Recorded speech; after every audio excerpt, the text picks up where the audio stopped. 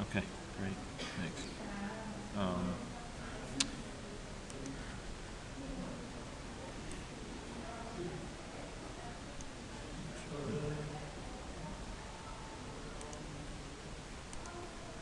Okay.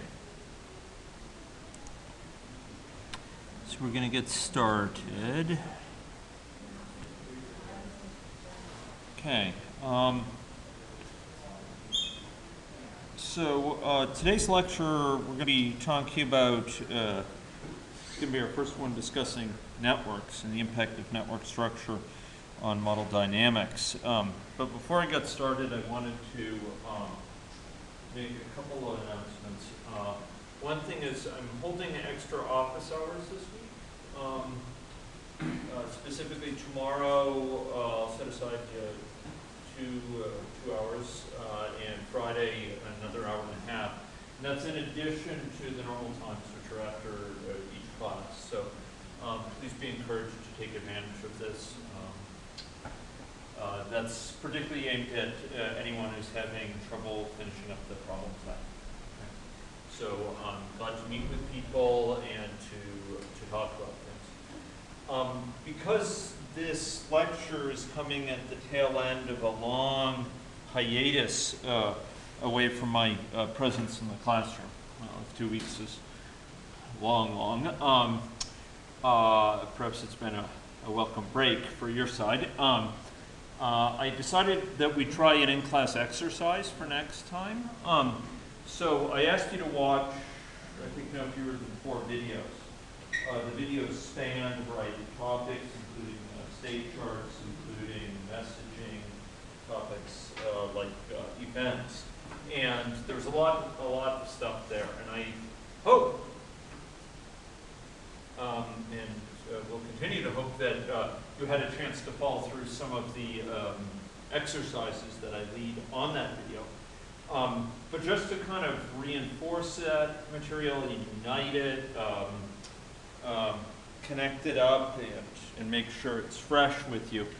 I've asked you to explore an interesting little exercise which involves some system dynamics modeling with stocks and flows, and some agent-based modeling that links together many of those components. So it links together events, it links together, in fact, networks from today, it links together state charts, it links together messaging, all in one little example, and lets you sort of compare at a qualitative and quantitative level the findings from a stock and flow model with the sort of corresponding agent-based modeling depiction.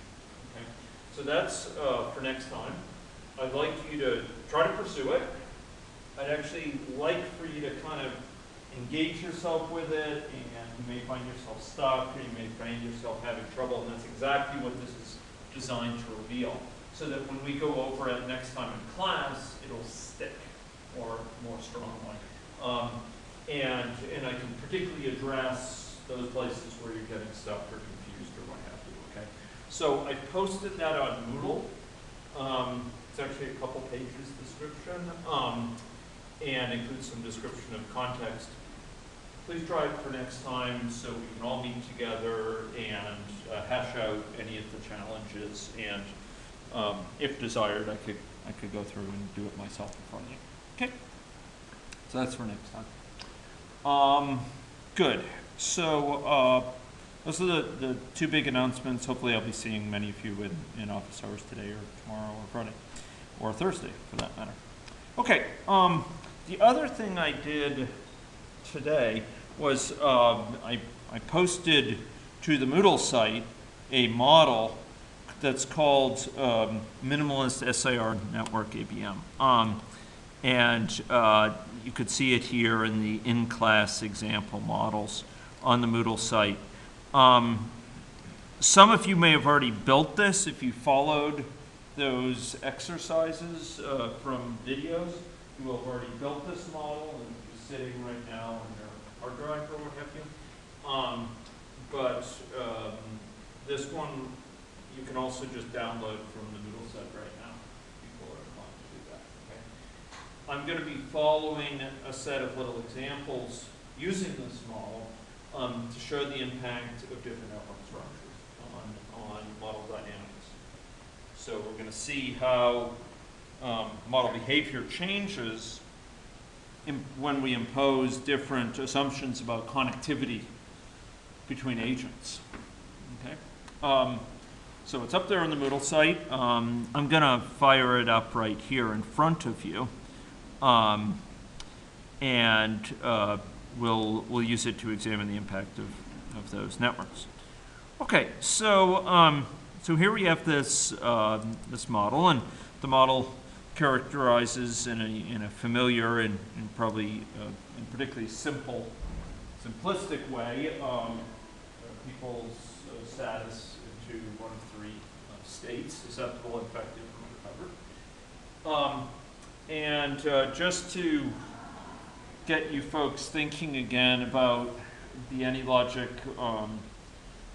characterization specification of models, you'll notice that the states have between them transitions. Give me a couple types of transitions that exist in AnyLogic. So here are the transitions. What are a few of the types of transitions? What are a few of the semantic categories of transition?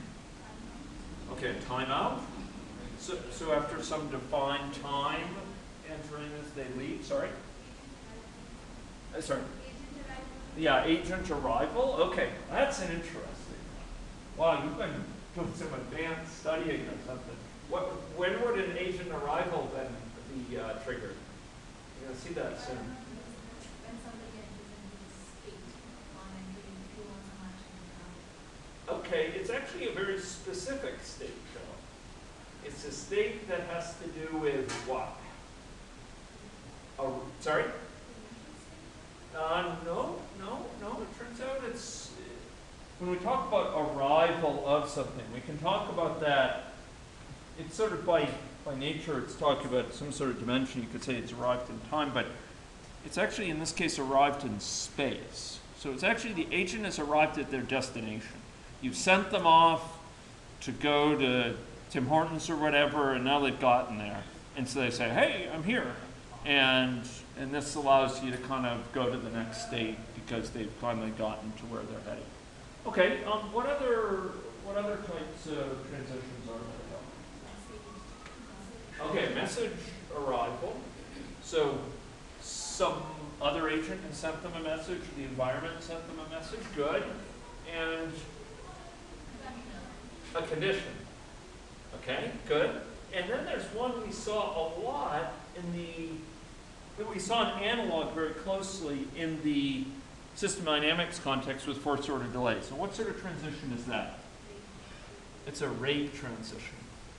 A rate transition. We have a certain chance per unit time of, say, leaving one state and going to another.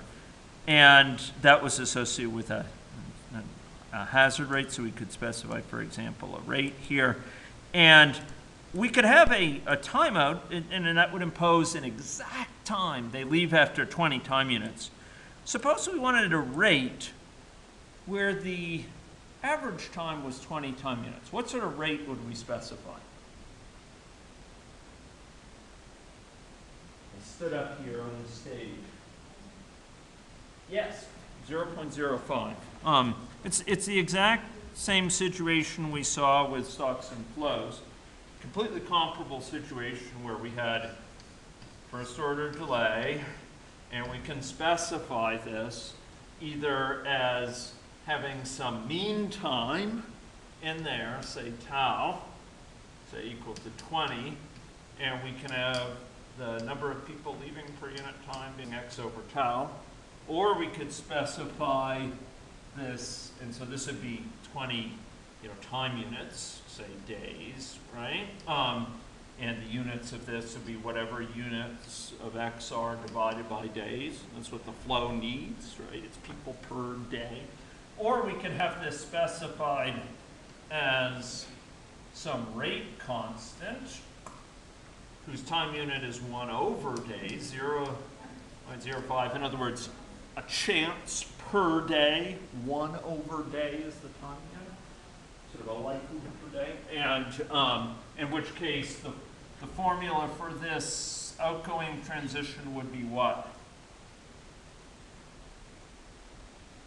X. It's actually x times alpha. X times alpha.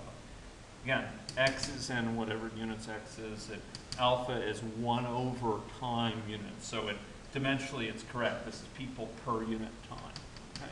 Okay, so those were, this corresponds to a rate transition. You have a certain chance per unit time of leaving a stop. That's what we saw with the first order delay. Here we see it presented again with a certain chance per unit time. What this has given us, however, is some extra flexibility to afford us ways of imposing other distributions. The distribution for the time spent in this state with a rate transition, if we were to draw out the probability of staying in that state for time or departing after a certain between t and t plus delta t, what would that distribution look like? The probability of leaving within a certain period of the probability that the person left, they have a rate of 0.05. The probability that they've left, if we were to draw that out, it's actually a probability density, a chance per unit time. What does that probability distribution look like? Yeah. Is it flat? Is it uniform? They have a certain chance per unit time of leaving, and is it, in other words, if we ask, if we were to draw out a probability distribution for when they leave this state, would it be just a uniform distribution? It would not be uniform, I'll tell you that. It would have to be, what's its upper bound? Lower bound is 0. They couldn't have stayed in that state less than times 0. The upper bound is arbitrarily large, right? You can't have a uniform distribution like that with any, non-zero height. So it's not uniform. What is it? It is, you saw this before with first order delays. It is, okay, that's a good shot. So you captured the fact that it's not uniform, but it's actually not centered on 20 with equal likelihood. What's the chance that they're, maybe I'll ask you, well, yeah, I could show it in a couple of different ways. If I were to ask, what's the chance that they remain, if we had a distribution of leaving, the time t of leaving less than or equal to, so time of leaving less than or equal to time t, where t is on the x-axis. What's the chance of leaving before time 0? Before getting in, essentially before they got in there, 0. And beyond that, it's actually, it decreases exponentially, okay? And the same thing, that the likelihood of leaving between some time t and t plus delta t, it's exponentially distributed, folks. You're actually much more likely to leave during that initial little bit of time. You're much more likely to have left during that initial bit of time than you are to have left after 100 time units. You have a certain kick at the can each time for leaving, 0.05, and you're much more likely to have left during that first little bit than 10 years from now, because you've had so many kicks at the can during all that time.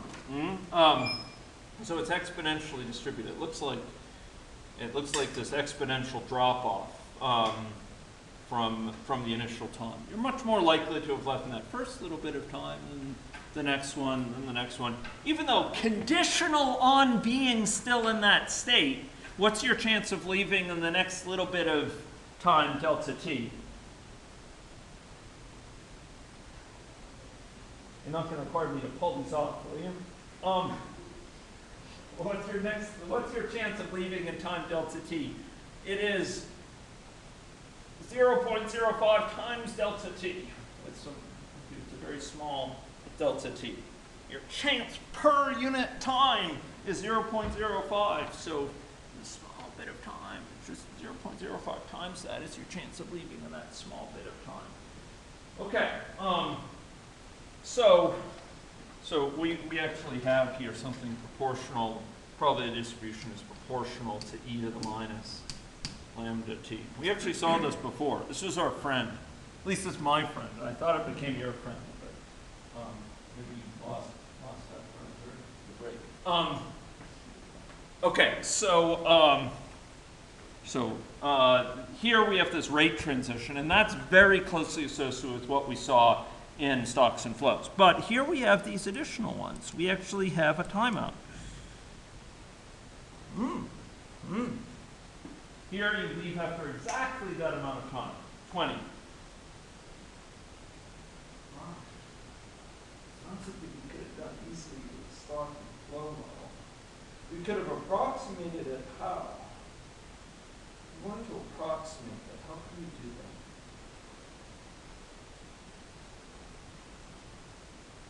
I hoped I heard a mumble there, but I didn't hear it clearly. So how would we approximate that in a stock and flow model?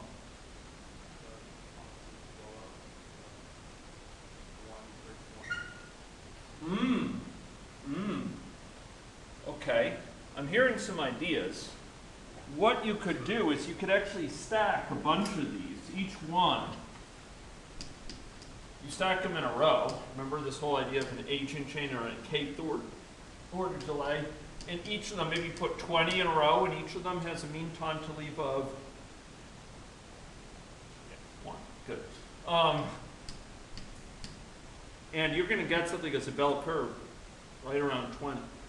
And the more of these there are, do 40 of them, each of them with a time of, that would be an average time of 40, but if you wanted to keep the same average time across the 20, you have an average time of 0.05. So we could have done it in the stock and flow. We could have tried to approximate it, but it would have required a lot of mechanism, like putting in place extra structure. Here we can just specify it this way. In fact, we could impose an arbitrary probability distribution on this. Suppose when someone came into the state, we wanted to have them leave in a time that's given by a log normal distribution. How would we do that? Riddle me this.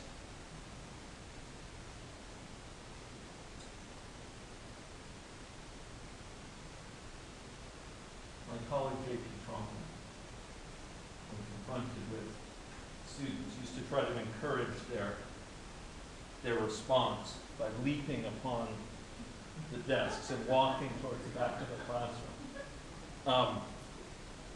I'm sorely tempted right now to shake off the bounds, the strictures of reading week, and break you back into shape.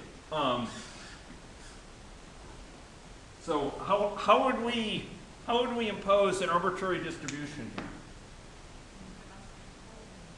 Good, excellent, excellent.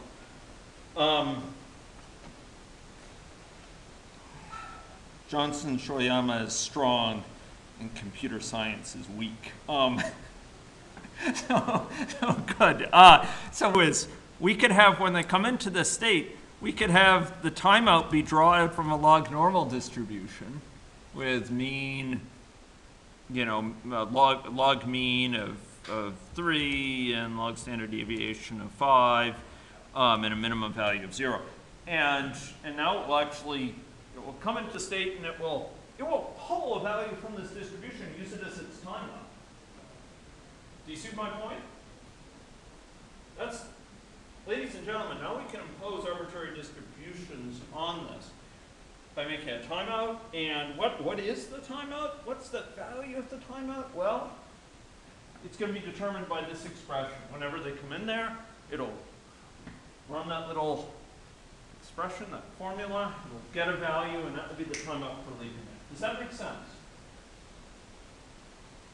Some subtleties, perhaps, about state charts that weren't fully evident while you watched them on your screen.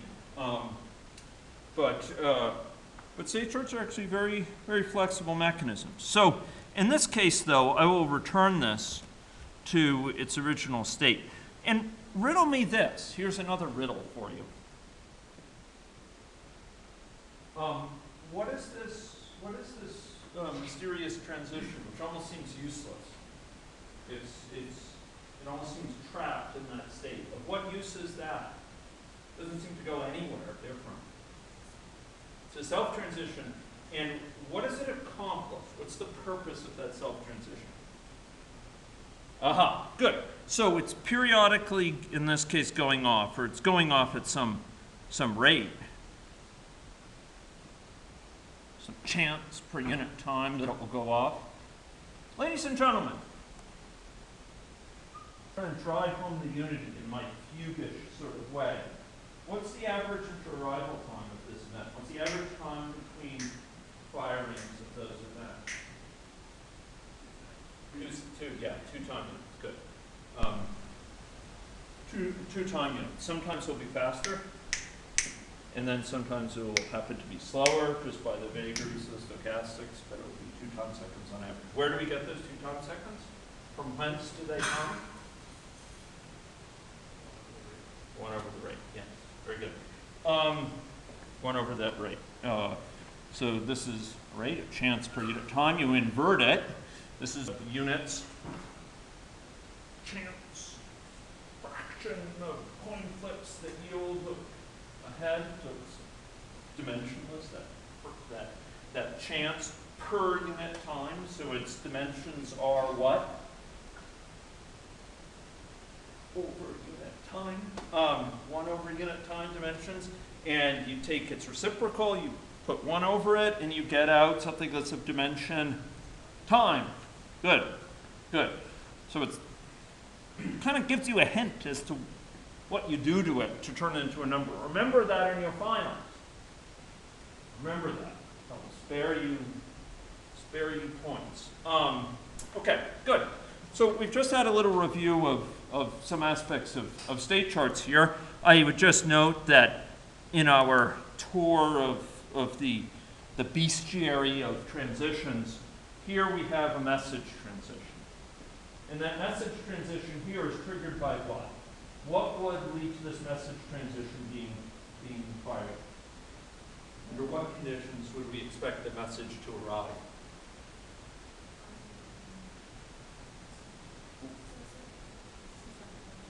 Okay, that's going to mark that transition, but what's going to causally trigger that? Under what circumstance? Okay, message, for example, from an infected person who may be nearby. Now, the reason I asked you to summon this model, the reason I asked you to load this model, today was that if we go to main, we're going to be dealing with an environment, and that environment has in it, if we go to the Advanced tab of the environment, we'll see that there's a network type, and the network type is distance-based. Okay? And so there's going to be some network, some connectivity over which these agents will be connected. So there's a topology, who is connected to whom. And we can go, let's unsplit those. Okay? And if we were to go look at this, here we see this, and we notice we're sending this message here to a random connected person, and that leads someone else who, if that person to whom it's sent is in a susceptible state, they come down there. And how do we know to whom is connected with whom? It's specified through this environment in the Advanced tab down here, a distance-based network with a connection range of 50. And if we were to run this thing, what see us in front of us? What lies in front of us? Well, there's a network. And you can see people connected, and various people in the population are at various positions in that network and are connected to different numbers of people. And we can go up and we can see the inspection spread over the network. Okay, so now we have these networks that knit people together. So that's all background, by way of background. trying to get us to this point and hopefully rehearse things so it will be useful in your preparation for Thursday. But our inquiry today takes us not to the vagaries of state charts or even to the details of messages and how those are choreographed, but to the impact of this network. The network as a mediating factor separating agents is something that leads one agent to interact with another. And the question here that I want to pose to you repeatedly is how different types of networks impact the spread of infection. We've seen here one type. Does anyone remember the name of this network? I uttered it not 3 minutes ago. This is a distance-based network. This network is characterized by locality in terms of under what conditions people are joined up. Does anyone know a term that describes the fact that people who are connected together often share nearby locations? There's actually a term for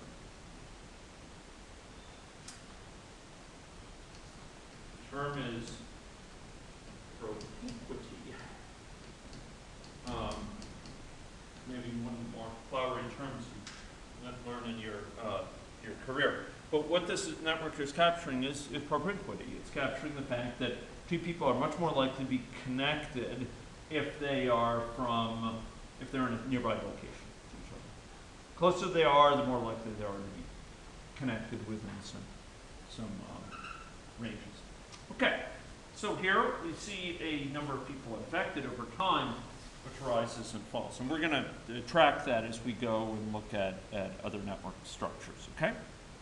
So we've imposed this network, and this network serves as a mediator for spread of infection, and we've seen the emergent property of the number of people infected over time. Okay, question? Okay. Does that make sense? Okay, setting. Now, ladies and gentlemen, let us go look at some of the textured issues with some of these networks. Okay, so we've seen the environment.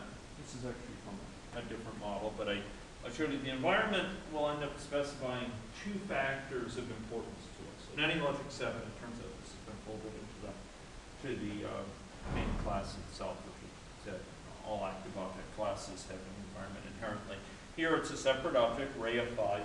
We can drag from the palette in this model area of the palette. And we see it specifies two relevant things for the next few lectures. Number one, the network characteristics. That's what we're going to be focusing on today. And those specify network type and layout type, how the network happens to be laid out, or how people happen to be laid out in space, and spatial characteristics of other sorts, like how wide the space is, or how tall the space is. And in fact, in a discrete space, where people are divided, well, where the environment is divided up into cells, sort of which cells are considered adjacent to which other cell. Okay? Okay. So we're going to be seeing network specifications here specify two somewhat distinct, but in some cases coupled types of information, network and spatial layouts. Okay, we keep track for a given agent here persons.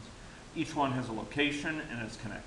Okay, and so spatial layouts will determine where they are placed in space and as well on the screen. And a network type will determine the connectivity, determine the topology, who is connected to whom. Okay. So here we have a situation where we have spatial layout dictating geometry and network dictating topology, who's connected with whom. And for the most part, for most cases, these are determined independently. A distance-based network is one of the exceptions, and we'll come back to that. Okay, so having seen this, we're going to be focusing on networks. And I noted that networks are specified in the environment associated with this network area. And we're going to be examining a set of networks that are distinguished not just by the fact they happen to be supported by AnyLogic. The fact that they're supported by AnyLogic is a reflection of their fundamental importance and interest as sort of exemplars of certain network, certain types of phenomena, and certain they exhibit certain properties that are very distinctive. You'll notice that for those of you working with AnyLogic for projects and so on, you have your option of specifying a user-specified network. So it's not like you're forced into this straitjacket. But these are, we're going to have a set of network types, and then each of them will, to illustrate them, will make use of different layout types. So we're going to actually choose artfully at times different layouts for a given network type because it will bring out some of the structure. Okay? So for example, a ring layout where we place people around at locations around a circle will be very nice for illustrating a network which exhibits locality. People are connected with, say, one person to the left, one person to the right. That'll be very nicely illustrated with a ring network. Correspondingly, there's certain types of networks that might be illustrated nicely in an arranged fashion, like a distance-based network. And in other cases, we may just want to allow for a random layout of people because of the underlying network is random enough. There is a sort of somewhat weak, in this version of AnyLogic, layout algorithm that tries to place people together, close together if they are connected, and that's called the spring mass layout. Okay, it's based on sort of analogies with masses. Okay, so the first thing we saw was distance-based networks. So here we're capturing geographic locality in 2D space in networks, it's notable that these networks may be discontinuous. They exhibit disjoint components when there's a small threshold of connection. In other words, here we specify up to what distance should people be connected. And if that distance is too constraining, it's too narrow, it's too tight, then there may be a lot of people who aren't connected with anyone. There's no one who lies within that distance. You know, if the density of the space is very low, there might just be no one there to connect to. And so that person will be isolated in their own separate component of the network. They're not linked up with anyone. Okay?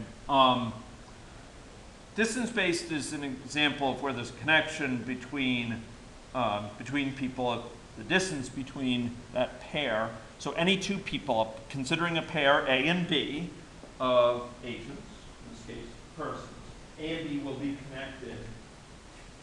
There will be a connection betwixt them if A and B lie, if and only if A and B lie within a certain distance threshold. Okay. So here, connectivity is actually being set based on location. I said they were mostly independent, but this is a case, an exception. So here we have a distance-based, and you notice there's this connection range.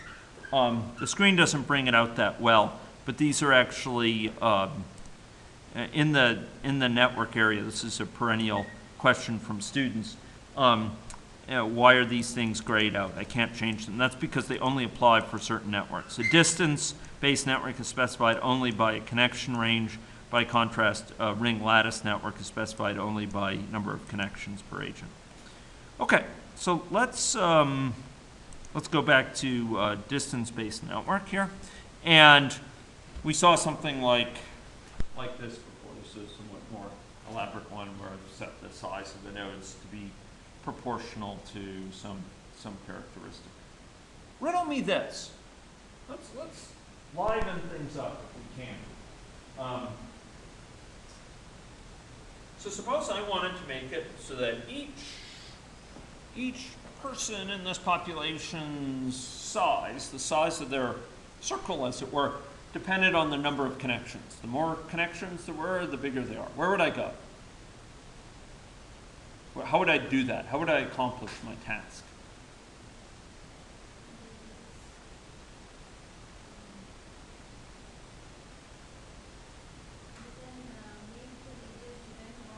Mm. We can, and that's good. Where would I actually go and specify the radius? Inside person with the oval? Yes, it's in the oval. It's a characteristic of the oval. Good. So I could go over here, and I can go in person.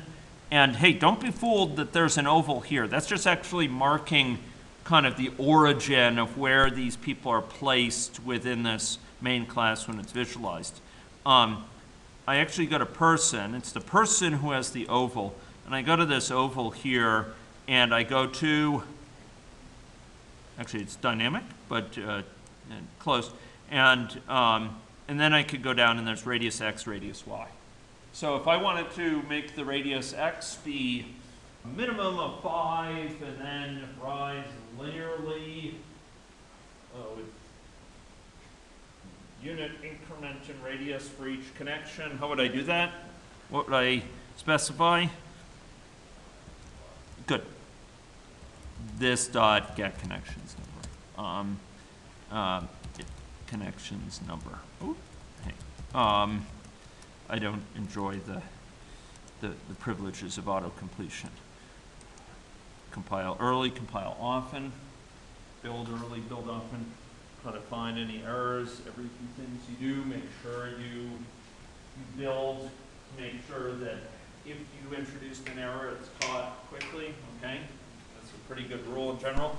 So now we have this thing where this oval will be sized differentially based on the number of connections, and we see some nodes are small, some nodes are larger, and the number of connections indicates. I'm right-clicking to just sort of drag this around. Okay, so we see heterogeneity there. Great. Okay, fair enough. So so that's a distance-based network. The next form of network that illustrates local connectivity is something which is less tied in with distance. It's a topological feature. We'll happen to illustrate it by putting agents in a visually showing them as around a circle. But really, we're dealing here with connectivity. We're dealing here with whether A and B are connected based on some underlying ring structure. So the idea here is that we linearly array, in contrast to distance-based network, where it was in 2D, or indeed with AnyLogic, you also have 3D options. Here we can have local connectivity in a 1D sense. So it's almost as if we give everyone an ID, and each person is connected with those with slightly larger IDs and slightly lower IDs consecutively. So maybe I'm, agent number 1, Dustin here is agent number 2, etc. And you're only connected up with those nearby agents. Okay. So there's some number of agents to each side of them to whom they're connected. But as its name would suggest, it's a modulo structure. Those of you who have taken 260 will recognize Z as a name for modulo, associated with modulo arithmetic. And so here we number people up in the population from 1 to n, and n is connected with n minus 1 and 1. Or better yet, speaking as a computer scientist, we number people up from 0 to n minus 1, and n minus 1 is connected with 0 and n minus 2. Okay? So there's a ring. There's a ring between people. Everyone is in this kind of linear structure, linear one-dimensional structure that's a ring. Now let's take a look at this. So we'll impose this on the network. So we'll go to person and excuse me, to specify the network structure, we go to environment. And in the environment, we will go specify a ring lattice. And it says how many connections are there per agent. So how many connections is each agent? And here this will be even. One to your left, one to your right, two to your left, two to your right, for example. Here so we'll say 2 connections per agent. And we can go display this, but there'll be a fly in the ointment. Can anyone see the fly already? Perhaps it'll be more obvious. Are those in a ring network? Are they connected up in a ring? How many people does each person here? Let me zoom in so to not tire your eyes. They're connected with 2. So could they be in a ring? It's just not very clear visually, right? Hence, we sometimes want to think about frobbing the layout. So to frob the layout, where would we go? How would we show them in a different layout so their position on the screen, and in fact in the underlying space, would be different? Where would we go in this model? Okay, it's actually, you might think it's in the population. That's a very good crack. And there actually is information on the population, at least, I'm trying to remember in this version of AnyLogic. No, there's not here, but I think in version 7 there is. But actually we go to environment and we go to advanced and we can say layout type. Remember that was one of those other choices here? And I'm going to say we're going to put them in a ring, just laying them out in a ring. And now watch this. The underlying connectivity is the same. It's just we're displaying it in a more natural sort of way. Ah. Now the fox has shown its tail. So where's the infection spreading from? I know, this doesn't look much like a fox. Consider a spherical cow. Consider a circular fox. Indeed, it's now a gray fox and a red fox. Gray fox pursuing a red fox. So here we have an infection starting, and it's propagating. Ladies and gentlemen, muse on this. How would the number of people infected, how would you expect the number of people infected over time to be different for this case than a distance space case?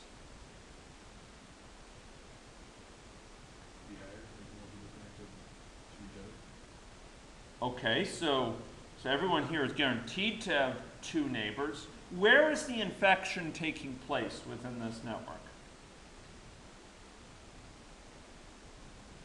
Do we have people infected here? Or here? There? Hopefully not there. Where? Yeah, it's on the edges. And in that sense, it's not too different from a 2D situation where you can get these kind of prairie fire effects where the action is all on the edges. Remember we saw that on the very first day? But here it's very constrained geometrically. You can't really go sideways. It can only go in this very linear structure. So we have a sort of long drawn out thing. Where can it transmit it to? Well, it can only transmit it really to its neighbor in one direction. In fact, it was so distended, it didn't even finish in 100 time units. Where would I go change to make it run longer? Where would I go do that here? Yeah, it's actually in this experiment here, I could tell it, okay, for example, never stop. Just keep on going. Now, in fact, it's going to be beyond a certain point. It doesn't need to do any more work because all the work possible has been done. Nothing more that can happen. Here we see it spreading across. It's going to time 100. And what's going to happen, ladies and gentlemen? What inevitably is going to happen? Boom. It went extinct. Why did it go extinct? Yeah. kind of like the fox was chasing its tail. It got around to the other side and then it stopped. It had nowhere else to consume, right? The fuel was gone and it reached that point. But you had a distended infection compared to the earlier times. It's very localized, very constrained. What if you were to vaccinate just one of those people on the left? What would happen? Okay, we might not get the infection. What might that cause to happen if we're only connected with the neighbor on each side? It breaks the chain. You can't propagate that line anymore. So it's very constrained in terms of how it can propagate. It spreads out the infection over a longer period of time, and it leads to more bottlenecks, as it were, in spreading it. You see the same thing to some degree with a 2D network, but because it has 2 dimensions of space, it can spread more effectively in multiple directions, whereas here it's quite constrained. I don't want to give you the impression that we're always connected just with 2 neighbors. Indeed, we could make this, each person is connected with 4 neighbors, and we could run the same thing. And now we'll actually see, if we were to go down and look at each person in the population, hey, yes, you can actually see there's kind of an end there and an end here, and then there's 2 further ones out. So we can actually have connectivity to a larger number, but they're again very constrained. It's sort of a single-dimensional thing. So this is kind of the most extreme form of locality. Distance-based network is also local, although in a less somewhat constrained sort of way. So there's no shortcuts here. You have to get around to the whole population, you have to pass through everyone in the population, right? You have to go step by step by step. And this is most naturally displayed with the ring layout type, okay? So this is without that, and choosing a ring layout, we get something like that. Great. Okay, now ladies and gentlemen, I'm going to flip to the polar opposite of these highly localized networks. I'm going to switch to one that's global, that has no place for propinquity. It has no place for that if A is connected to B and A is connected to C, then B is more likely to be connected with C. So the number of triangles, it ignores that entirely. The fact is that in the real world, if I know 2 different people, they're more likely to know each other than just 2 random people in the population. But we're going to be looking at the extreme. And that's an aspect of locality, this sort of triangles and so on. Here we're going to be looking at the extreme opposite, where people are equally likely to be connected in the population willy-nilly, without any sort of consideration of who else they know, without any consideration of their location, anything like that. So here, any pair of individuals in this approach called, or this model called Poisson random networks, also called Bernoulli networks, also called Erdos random networks. Here, any 2 pairs of individuals have an equal probability of being connected. Full stop. Okay? So you take 2 arbitrary individuals, just flip a coin as to whether or not they're connected. That's it. Yeah. That's very explicitly that everyone has an equal probability. It's not that everyone has a granted but unrelated probability. Correct. In virtually all cases, that vast majority of cases, it's a single probability. It's a single parameter for the network as a whole that dictates the connectivity in this regard. You could imagine a situation where you have some sort of variation across the population, but what you have to deal with is the fact that you can't really, connectivity between people, whether or not A and B are connected, it's a relational attribute of A and of B. It's not something about only one of them. For A and B to be connected, it takes 2 to tango. A can only be connected with B if B is connected with A, right? It's not something that's purely about A, purely about B. So having each individual vary with their likelihood of being connected with another person, it can be done, but you have to have things balanced. You have to have them kind of be consistent across the network, right? Imagine a two-person network, person A and person B. Person A has a chance of 1 of being connected with another, and person B a chance of 0. It doesn't compute. And so you need a network that in some sense is balanced, and you can formulate those things. And that gets into issues of heterogeneity in networks, which is possible. But in the vast majority of times, this particular network type, Erdos random network, Bernoulli network, Poisson random network, that these are deployed, it's to have as simple a model as possible of connectivity with just a single parameter. And so it's a single parameter for the whole network. Okay? Yeah. So here there's no preference for locality, topological or spatial. A and B are equally likely to be connected regardless of, just a second, regardless of who else they're connected with already, and regardless of where they're located, they're equally likely to be connected. It is, uses wild, yeah. So when do you use this? Okay. Give example. Yes, so you would use this if you wanted to, for example, compare an agent-based model of contagion against a system dynamics or stock and flow model of contagion. Because in a stock and flow model of contagion, think about the SIR type of model that we created, which you folks have worked with in your problem sets. You know, susceptibles, stock of susceptible, stock of infective, starts and recovers. Does anyone remember that formula?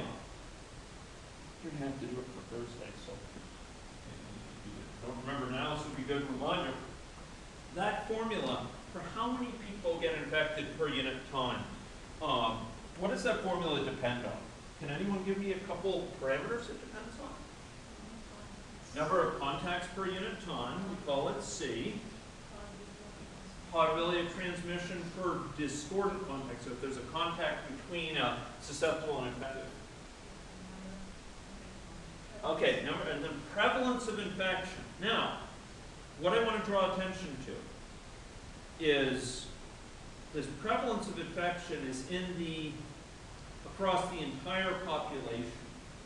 So there's an implicit assumption here that, you know, people are mixing pretty well. That, you know, if people out there have for the population as a whole, if 50% of people are infected, then I, as a susceptible in my day-to-day circulation, I have about half of my people I come into contact with are also infected, right? So there's an assumption of global mixing that goes on here, sort of more general mixing. And for some situations, this is a very good approximation. I mean, if you have mosquitoes in a small area, like a reasonably small area, you know, maybe it's an acre in size or what have you. It's probably a pretty good approximation that, you know, that they're pretty well mixed. They fly around. At least my imperfect knowledge of mosquitoes suggests that they exhibit pretty good mixing. So in a system dynamics model, we're often imposing an assumption of random mixing between different parties within this model. We're assuming that they're mixing together and not in a structured way. It's not like it makes a huge difference who my particular friends are in terms of my chance of being infected. Instead, it's dependent on this overall property of people as a whole, because the idea is that they're pretty much homogeneous, and I bump into people. Think about a bus station, right? I'm just going through this bus station kind of jostling by people, and there's a lot of movement around, and, you know, there's not this stratification that means that I have to just look at my local environment. Instead, it's pretty much a reflection, whether I get infected is a reflection of how many people in the overall bus station are infected. That's what it's imposing. So if you want to compare an agent-based model against a stock and flow model, one of the key places you start is with a Poisson random network, because it has pretty global connectivity and it makes a very similar assumption. Now, the difference is here. Now, then we can dial it back and say, well, what if we were to look at the opposite extreme? For example, looking at a situation where we have purely local connectivity, as exemplified by a distance-based network or a ring lattice network. How would that affect things? So you look at those two extremes. But what we're going to see next is there's a clever way of mixing, which captures some global and some local. And I'm leading up to that. Okay? Yeah, sure. Question? Yeah. Yeah.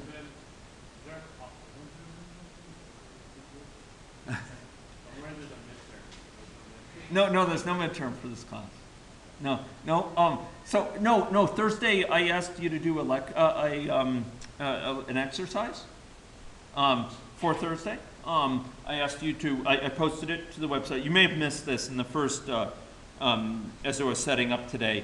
I noted two announcements, and one of the announcements is that I'm holding extra office hours tomorrow and Friday.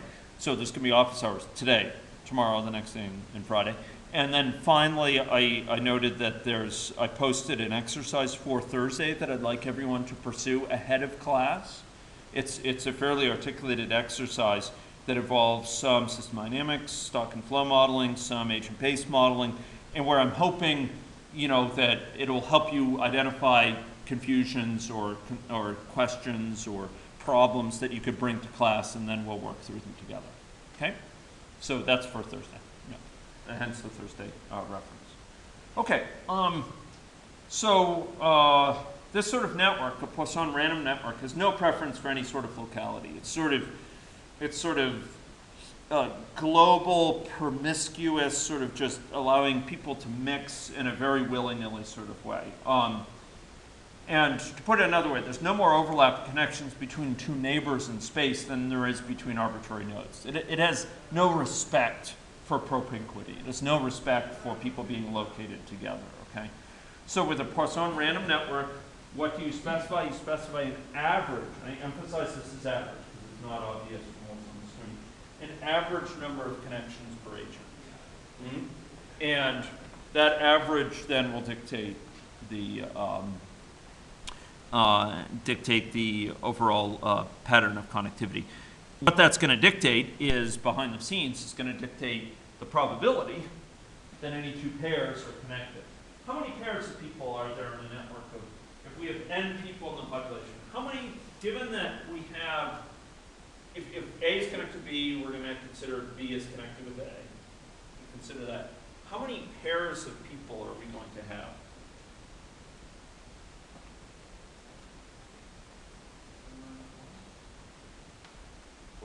Okay, so let's think it through for small numbers. So if we have one person, how many pairs are we going to have? 0, good. If we have 2 people, how many possible pairs? 1, good. Okay, if we have 3, how many possible pairs of people? So now we have A, we have B, we have C. Let's try to count them. What's that? Okay, so let's list the pairs. So we have A, B, C. So let us enumerate. A, B, A, C, B, C. Okay. So here we have 3 people, and we have 3 pairs. So n-1 doesn't work in that case, but you're onto something. So let's think about it. Okay. So for each of the people in the population, each of these n people in turn, A, B, C, for each of them, we could be paired up with, for each of the n people, we could be paired up with how many different people? n-1. But then we're going to be listing A, B, and BA, and we don't want to do that. So it's n times n-1 over 2. because we want to consider AB and BA the same. Okay. So for each of those three, making me just pick one of the others, great, and then we divide by 2. Another way to think about it is we can have this kind of matrix, and what we've got is basically like the upper diagonal of the matrix. Each person here, we have consider person A, that we'll consider them as connected with A, well, A is not connected with himself, herself. But they could be connected with B, connected with C, connected with D, etc. B will, well, we won't consider a situation where they're connected with A, just with they're connected with C, with D, E, and if you go and count these up, you'll get N times N. Okay? Does it match up? So N is 3, N minus 1 is 2, 3 times 2 is 6, divided by 2 is 3. We can do it with 4, and we come out. So it's N times N minus 1 over 2. Now that's notable because it rises quadratically with the size of the population. You double the population in size and it goes up. How many pairs do you have compared? If you have a population of N versus 2N, you have a number of pairs that's almost 4 times as large. Yeah. So that's significant, actually.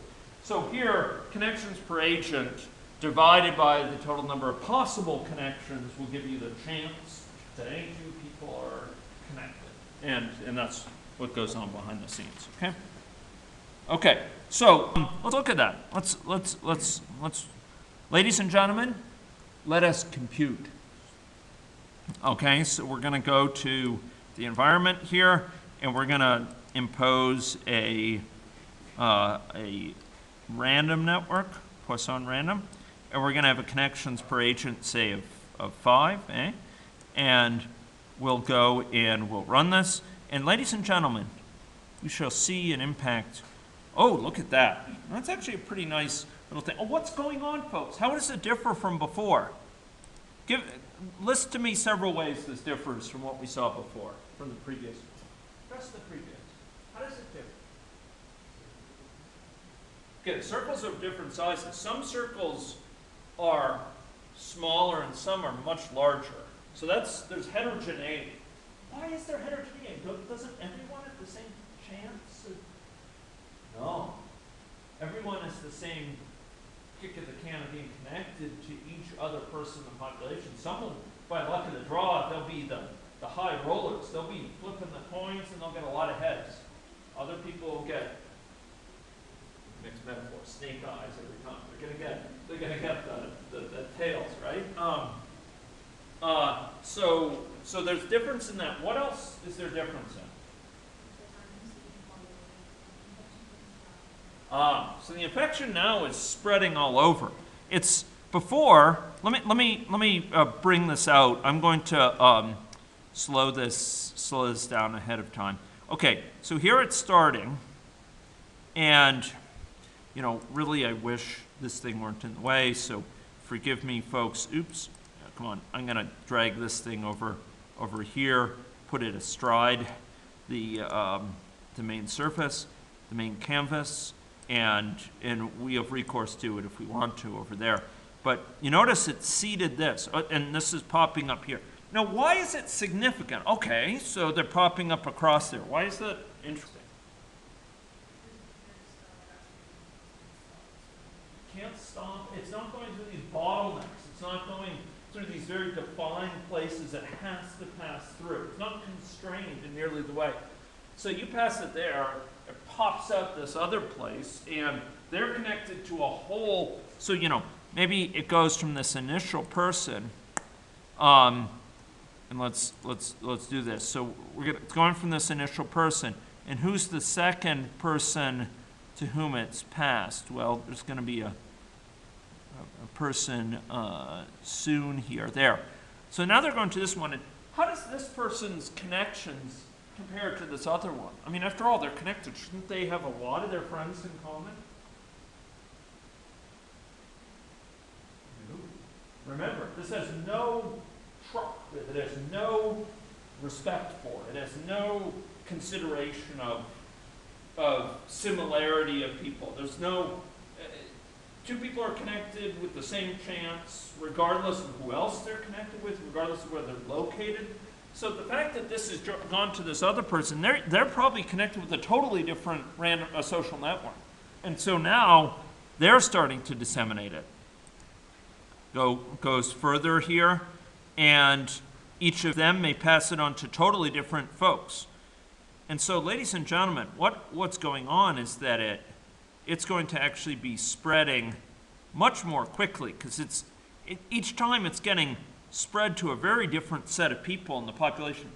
And look, ladies and gentlemen, at the dynamics invoked, so stimulated. So it's rising up to a very high level, and what do you think comes next, inevitably? Indeed, as the dusk follows the dawn, it's plunging. We don't get this kind of long plateau we saw. We don't get this kind of dalliance at sort of different levels. Instead, it rises, falls, and the epidemic is over. Here we have this mixing that occurred very thoroughly with just because we have these global connections. Now, how realistic do you think that is, though? So any two people, think about the world. Imagine the world. Do you think that any two people in the world are equal likely to be connected regardless of who else they're connected with, regardless of where they live?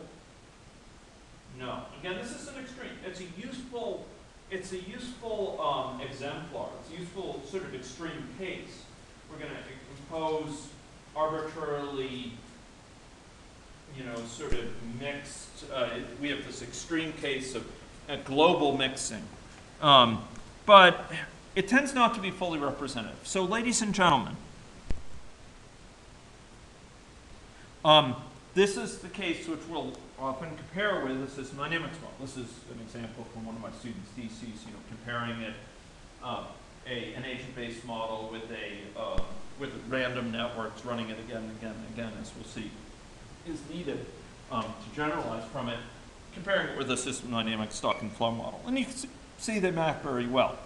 This lends confidence that there's no big bugs in this model, and then we can go, once we've sort of tested it, then we can impose different network structures, right, with different networks which have more textured components. So with random networks, you get this diffusion, a very rapid diffusion. Each new person spreads it to a very different set of crowds often, and it diffuses really, really quickly. Okay, so I'm actually going to differ with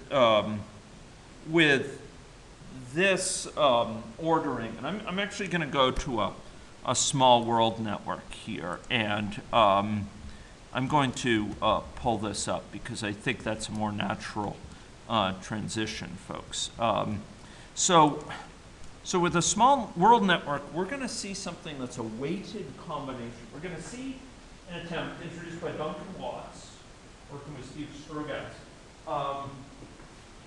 an attempt to represent sort of some balance between local and global connectivity. The reflection here is, surely the world is not totally global, as we've just seen. Two people are just not equally likely to be connected wherever they are, whoever else they're connected. There's actually a lot of locality, but neither is it totally local either. I know people probably in dozens of countries of the world. So it's not like, I don't know most of the population of China. It's taking a while to say all the names, if I did. But I know quite a few people there. I know quite a few people in a number of countries across the world, but I don't know most. So I'm not just equally likely to mix. And the people I know are often have overlap with people that some of my friends know. So here we want to balance in some sense between, on the one hand, global connectivity, with the extreme of which was seen in what sort of network? Poisson random. Good, excellent. We want to balance between that and the notion of extreme locality. And where have we seen extreme locality in different numbers of dimensions in two types of networks? In, yeah, ring lattice and a distant space. So we're going to balance between them, and it's called the small world network. And this was, by the way, big. This led to a lot of interest and a lot of breakthrough. And the idea here, folks, is that we're going to consider someone's network as being a weighted combination of a ring lattice, purely local connections, and a random network, mostly global connections. So there'll be a certain chance that a given connection of ours, instead of being global, instead of being to our next neighbor, will be global instead. Okay. So maybe 1% of my connections are global, something like that. If 0% of my connections are global, what is it? What does it reduce to? It's yeah, it's a ring lattice network.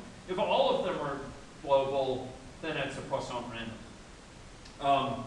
Okay, you have to be a bit careful because AnyLogic defines connections per agent differently, but and you have to be careful about that. So let's go look at a small world network.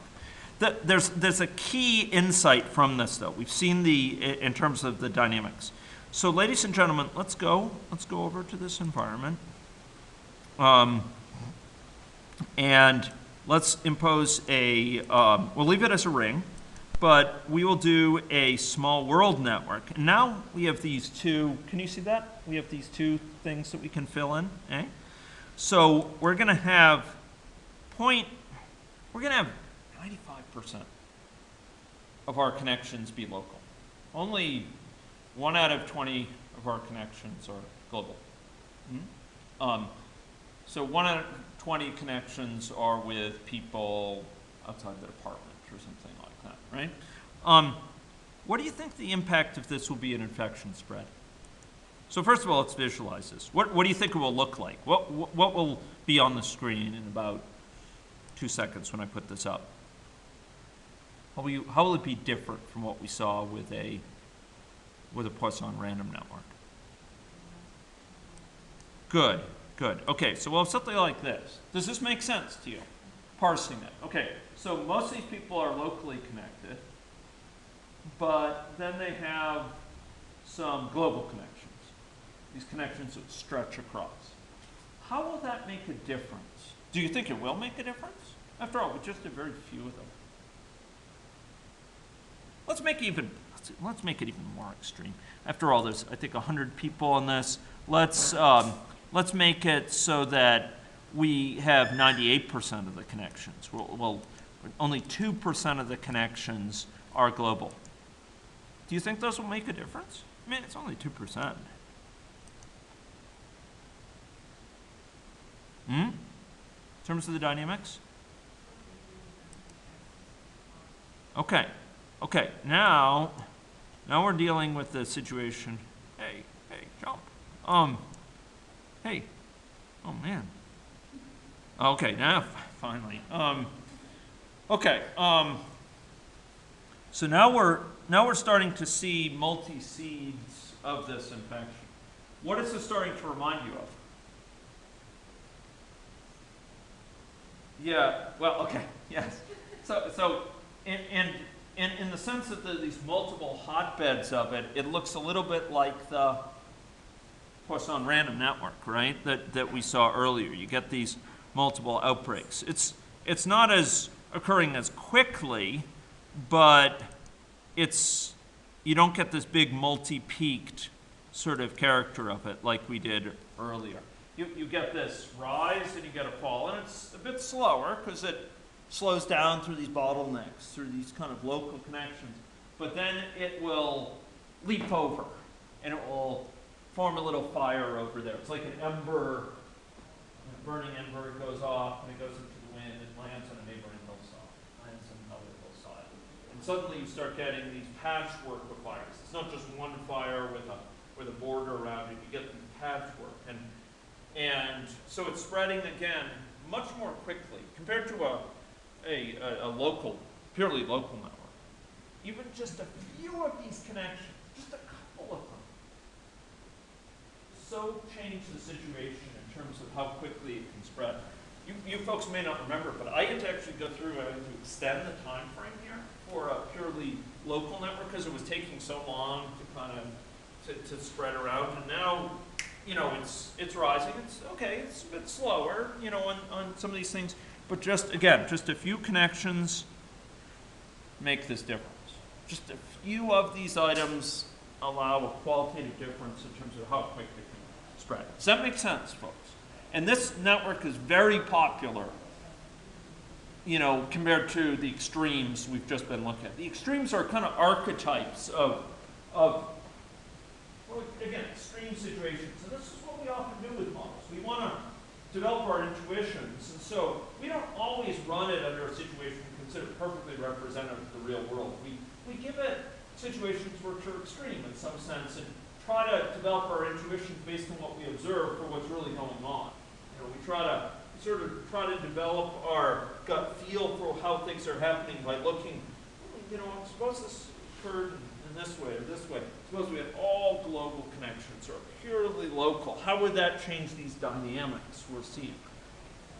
Now we're getting, though, at a description here with small world that's getting more realistic. It's capturing a sort of an underlying truth that we have a mixture probably in the world of kind of mostly local. After I know my neighbors, I know my colleagues, you know, Mike Horsch, Marshall Roy. You know, I know these people right around me very well, but I also have those few connections. So if we're thinking about, and this is, again, diffusion of infection, but this occurs just as much with the diffusion of innovation, right? I talk with someone and, you know, and tell them about some interesting things going on. They get some ideas and they go off and develop those. And so diffusion of innovation, of ideas, of philosophies or what have you, very, very useful sort of network. But ladies and gentlemen, I've saved what may be the most important one here for last. The one, these are all important in a way, but the one that's attracted the most theoretic interest, and that's something called a scale-free network. Okay, I know we're almost out of time here. The idea behind a scale-free network is that we're going to be capturing the impact of extremes of heterogeneity. Extremes in the sense of that there are some people who have, most people have few connections. Most people have few, but some people have a huge number of connections. Now, why is this important? Why do we need to worry about people with lots of connection or differences in number of connections? Because, ladies and gentlemen, it's extremely important for two reasons, how many connections people have. Consider a spread of infection or a spread of ideas or a spread of memes, spread of influence or what have you. Someone with a high number of partners or connections is simultaneously more likely to be infected by some partner, right? They're like a magnet for it because they've got all these connections. So if someone out there is infected, if I've got 100 connections, and you, well, mostly two, I have 100, I'm just like a monitor, just waiting, getting fed. I'm very sensitive to pick up. And not only that, though, if I'm connected, I'm more likely to pass this infection on to a large number of other people.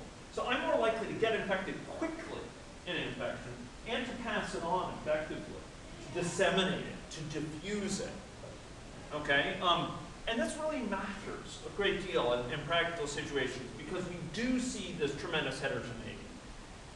You go into the computer world, here we're dealing maybe not with infection in a biologic sense, but infection in a sense of hacking, right? Or we go to issues of spread of influence of different websites. Ladies and gentlemen, in situation after situation after situation, we see this situation where the tail can wag the dog. Just a small number of people, websites, what have you, can have this disproportionate influence. And often it's because of connectivity. You know, if you can get your website top of Google's list when people Google you, you're going to get even more, and you're going to be even better connected. You'll be able to disseminate ideas much more quickly, or product, or what have you. And those ones which have lots of connections, if you only have limited resources, putting the money, for example, into influencing them, or changing them, or vaccinating them, or what have you, makes a world of sense. They have this disproportionate influence. They're the tail, and that can wag the dog, and if you can deal with that tail effectively, you'll spare yourself a lot of effort, a lot of investment of other resources. And there are some infections that may die out. This is very common. Infections that would die out in the population as a whole, but it stays endemic. It remains in, it circulates among those people with high numbers of connections. So if you're trying to drive an infection to extinction, if you're trying to drive it out of your population, focusing on these sort of individuals makes a lot of sense. Okay. So the idea with scale-free networks is we consider a given node, say person, number of connections, we say k. Here, the chance of having k partners, k number of connections, is proportional to k to the minus some gamma. Now, this may seem awful theoretically, but the fact is that this describes a huge number of different situations in the world. And it has to do with situations where you have success breeding success. Feedbacks, positive feedbacks associated with, you know, if you're more likely to be listed high on Google, more people are going to come, more people are going to be searching out things related to your site specifically, and you're going to go even higher in Google. If you can attract a large number of other sites to point to you, more people are going to come to your site, you're more likely to be linked up with other sites yet, and continue to benefit. If you're more cited in your publications, there's more people who are going to read those citations and give you even more citations. So you get these kind of processes which drive connections, and those processes of preferential attachment. So here we see these scale-free networks described, and we'll have a separate lecture on them if time allows. But we have power law scaling. So here we have something like y equals x to the a, where a is traditionally written as minus gamma. And you take the log of both sides. You get log y equals a log x, right? Just taking log of both sides, right? Brings down the exponent, a log x, and log y equal that. So if you do a log-log plot, a plot where the y-axis is log y, the vertical axis is log y, the horizontal axis is log x, this will turn out to be something like a line, because a is almost always negative. Well, it's going to be negative for it to make sense as a distribution. And hence you see a line between this. So if you plot the log probability of having x connections, you get a log linear line. Now, the thing that's important here is that you get a long tail. What do I mean by a long tail here? These are going to be closing remarks here. What do I mean by a long tail? Well, what I mean is, oh, do I have it? Oh, no. This is really true. So it'll be in the separate lecture on them. But we can get something like oh, man. So I have a, where is it? Scale-free networks here. This is just a glimpse of it from actual data. So you get something like where most people have very few partners, and then some people have hundreds of partners. Hundreds of people with whom, you know, they have sexual connections, or they share needles, or they trade things, or what have you. This applies in lots of areas. So most people have very, very few, but then some people have dozens, or what have you. And it's in those situations that you get these sort of log-log plots. So this is an example from real data on number of sexual partners. And you know, here's 3 curves associated with that for different subgroups. Now, okay, so scale-free networks capture this sort of situation. And we'll probably talk in that separate lecture about why we call them scale. The deal is that we zoom in by a certain factor, zoom in by a factor alpha on x, we'll get a very similar distribution from then on, as to how doubling x leads to a certain change. So here we're going to have networks where some people have lots and lots of connections, and most people have few connections. Okay. So let's try this in AnyLogic, and we'll close it out. Okay. Okay. So we'll go try this. So here we have the environment, and we're going to have a scale-free network, and we will have M be, say, 5. I may regret that, so we may have to change it, but here we go. And there we see great heterogeneity. We see certain nodes have large numbers of connections, and some do not. Now the infection may actually start. Okay, so let's hey, no. Okay, so the infection may start with someone with few nodes, but notice it very quickly reached someone with high numbers of nodes. Why?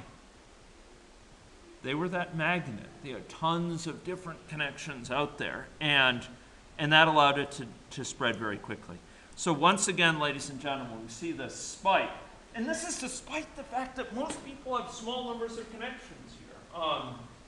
We see this sort of spike up and a collapse. So we can have a situation where a network actually has very few, on average, connections for people. It's just they tend to be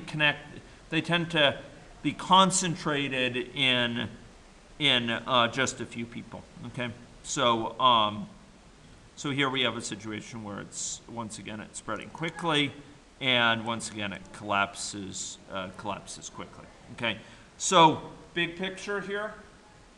The tail can wag the dog. It's not all about just averages, average number of connections. If you have a small group of people in the population with large numbers of connections, they can wield disproportionate influence and can dramatically affect the spread of infection in that population or other aspects of contagion. Okay, so we'll probably have a separate lecture on scale-free networks. That was just a glimpse, but gives you some sense as to the type of networks out there. So please, for Thursday, try to pursue that little problem and bring your challenges, your difficulties, and your lamentations to class. Okay? Thanks very much.